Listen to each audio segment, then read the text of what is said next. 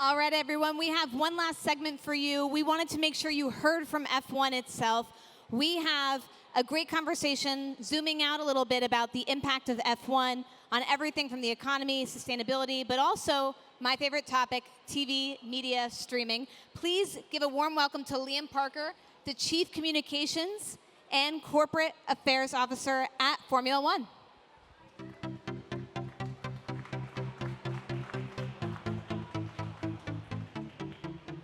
All right, Liam, we got to start with news of the day. There are some reports out today that F1 and Apple are very close to signing a deal for US TV streaming rights. Is there any truth to that? Well, firstly, good evening to everyone. It's great to be back in Austin. It's one of my favorite places to be year in, year out, so it's great to be back here. As you'd expect from my job, there's a lot of rumors I deal with all the time, so there's not much I can say in terms of detail of rumors, but all I would say is you won't have to wait long for an answer, but what we're committed to doing is making sure that we continue to grow our audience in the US, doing that with the right content, with the right partners, to reach a new and more diverse audience. So can't comment on rumors, but stay tuned. What are you looking for in your next US media partner?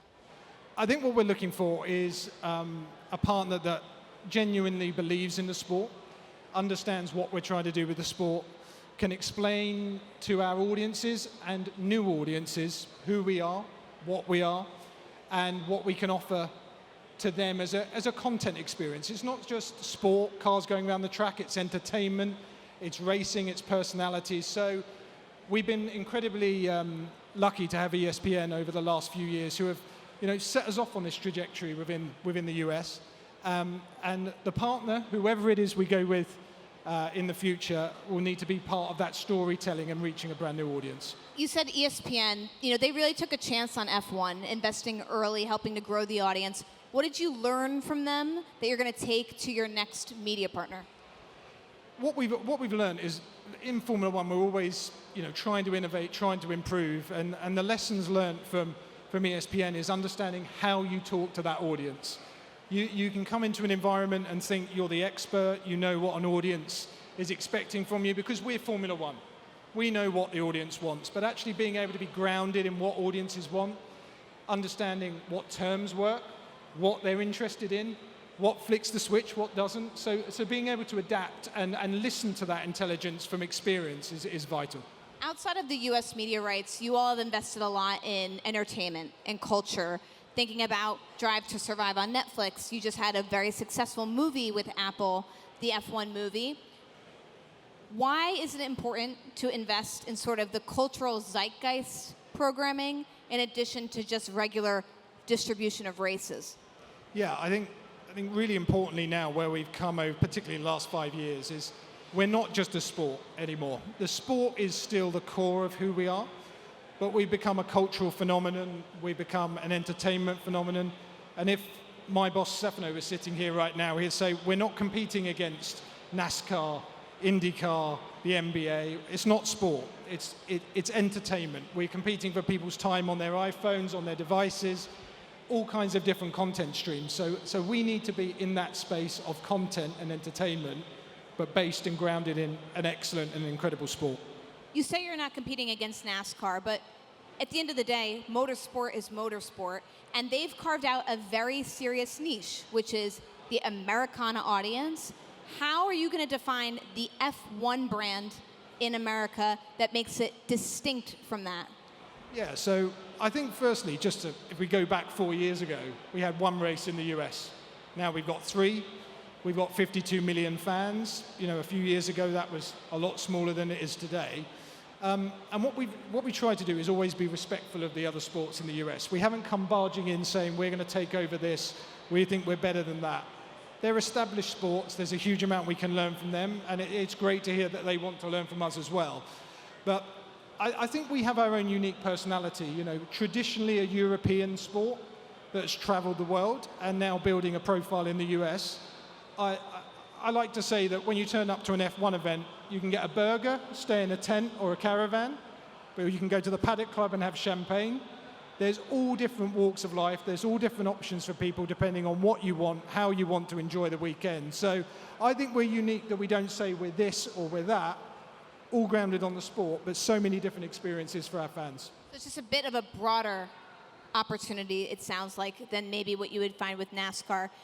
Your CEO, Stefano, has welcomed this 11th expansion team, but has said there's probably not room for a 12th. Question for you on that. If you look at the tracks, it does seem like the tracks could accommodate more. Is it an issue then of the surrounding infrastructure? Like, why is there not room for a 12th team? Yeah, so firstly, it's exciting. We've got Cadillac next year, and I think that shows the growth of the sport, that you've got big brands like GM and Cadillac. You've also got Ford, you've got Honda that are established within the sport because they see the trajectory of where we're going. The issue around additional teams is, you're right, on most tracks, there's space, there could be overtaking, but without going into too much of the granular, boring detail, pit lanes are tight. At some circuits, you would need to build whole new garages within the pit lane to accommodate them. And then you've got the paddock space. You need garages, you need hospitality areas, then you have the paddock club.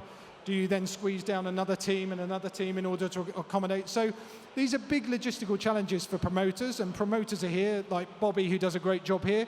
They're businesses as well, and you need to be respectful of where they are and how much investment they would need to make to accommodate that kind of change. So how do you grow F1 if it's not a team expansion play? I think it's the product. So firstly, we have to have a core product that is amazing. And I would say this, but I think where we are is that the sport on track is incredible. And next year is going to be a huge challenge for the teams. It's going to throw the cards in the air. Who knows where they're going to land? So it's something interesting to tune in for. But it's all about different audiences and giving them different products. So this isn't just linear TV. This isn't just social media. This isn't just Netflix and movie. It's a myriad of different components that means that we can reach so many people. So I think the great growth potential for us is expanding our reach through different forms of content, different ways of engaging. You can see with our partnership with Lego, with Disney, with LVMH, there's such a breadth of opportunity we have. So on-track product being amazing, touch points and ways to engage, but also thinking what's next and how can we continue to grow. We were talking before with the Mayor Pro Temp about sustainability with motorsport, and those two things seem analogous to each other, but there is Formula E, which is for electric cars. Do you think there's ever going to be a world in which electric cars race the traditional F1 race? Do you think they'll always remain separate? No, I don't think there is. I think Formula E is an incredible product that Alejandro and the team have grown, and it does what it does, and we do what we do, and we're respectful of each other. What we are clear on is that as a brand, we need to be more than just a sport, and we need to represent values that are important to society. And Formula One, again, not to go into all the details of it, but basically components you see in your car, things you'll see on aircraft, lots of these things came from the technology in Formula One. So we're pioneers in this space, and by 2030 we will be net zero. There will be a sustainable fuel in the car next year. So we think we can influence change, develop innovations within the sport that flows down to society. So we can do our thing and others can do their things, but the short answer is Formula One will stay Formula One. And on the net zero thought, do you think that is a business compromise that you have to make, or do you think long-term there's a business opportunity in going green? I think if you were to ask me that 7 years ago, it would have felt like something we kind of had to do. But I think over the past 5 years, particularly under Liberty's ownership, we've seen the importance of you have to do these things. You have to be in the right space. You have to lead by example. We are the best in the world at innovating and creating technological solutions. So we felt we could do this at the speed we do things. And it's amazing when you've got 10 or 11 F1 teams, you say, here's a challenge. How can you do it? They all quietly go away and try and beat each other. And at the end, you get excellence and you get the outcome we all want, which is to reduce our footprint from a carbon perspective around the world. I was watching a video online the other day about doctors in a NICU saying that they've learned how to respond to crises by watching F1 pit stops. You all have developed a very interesting brand for being incredible on your feet in logistics. And it's not just at the pit stop, it's traveling with 4,000 people all over the world constantly. What advice would you give to our corporate partners in the audience on how you build really efficient teams? I think firstly, it's bringing together people that share the same ambitions and have to be passionate about it. I think I've seen it many times in the sport where people come in, like what we do, think it's very impressive, but don't genuinely believe in what we're trying to achieve. And then it's a mindset. It's the mindset. I mean, I have it in my team, and I think we have it across the sport, which is, I don't think I've ever done one piece of work in my job where I've woken up the next day and said, that went well, good job. It's, that went well, what did we miss, what can we do better? So this constant appetite to improve and get better. And I think if you ask any of the Formula One teams, that is the perfection driver that pushes them all forward. You have compared Formula One almost to like a traveling circus. All of these mechanics and engineers and marketing people and drivers and trainers traveling the world all the time on airplanes. It reminds me a lot, actually, of the WWE. Do you think that's a fair comparison? Maybe. It certainly feels like a circus, but it's a crazy environment where you see the same people, probably more than your families, most months, in different environments, but in very similar settings. So yeah, it's a lot of time. It's a lot of time away from home, but I think it requires a certain kind of person to do this job, to give that level of investment away from family and friends. But at the end of the day, when it all ends, at the end of the season, you look back and you think, wow, I played a small part in that. And I think that's what brings everyone and keeps everyone going every year. We like to end on one fun thing at Axios. And so one fun thing, if you could turn back time to when you were a young boy, do you wish that you became an F1 driver, or are you happy being in the corporate seat? For the money, I would probably say yes, but in all honesty, no. No, I mean, they're superhuman. I'm better off doing what I'm doing. It's certainly a lot safer. So many incredible things. I cannot wait. You said we won't have to wait very soon to find out who your U.S. media partner is. Very exciting to see how that content experience evolves. One of the things that you said that you learned from your long-standing relationship with ESPN was how you talk to the U.S. audience, which I think is very key. You mentioned that Formula One reaches people looking to have a glass of champagne or a hamburger, and just understanding that diversity of the audience is what's different than the NASCAR and potentially other motorsports. You, 4 years ago, had just one race here. Now there's 3. It's talking about a massive U.S. expansion.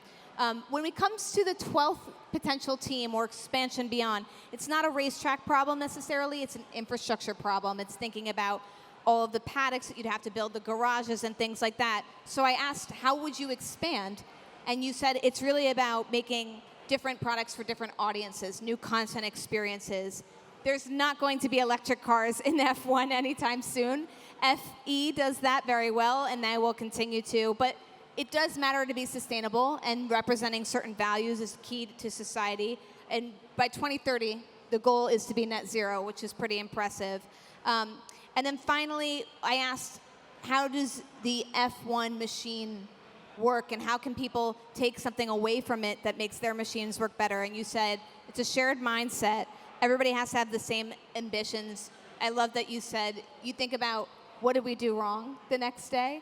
That sense of perfectionism must help too. Everyone, please give a round of applause. Thank you to Liam Parker of F1.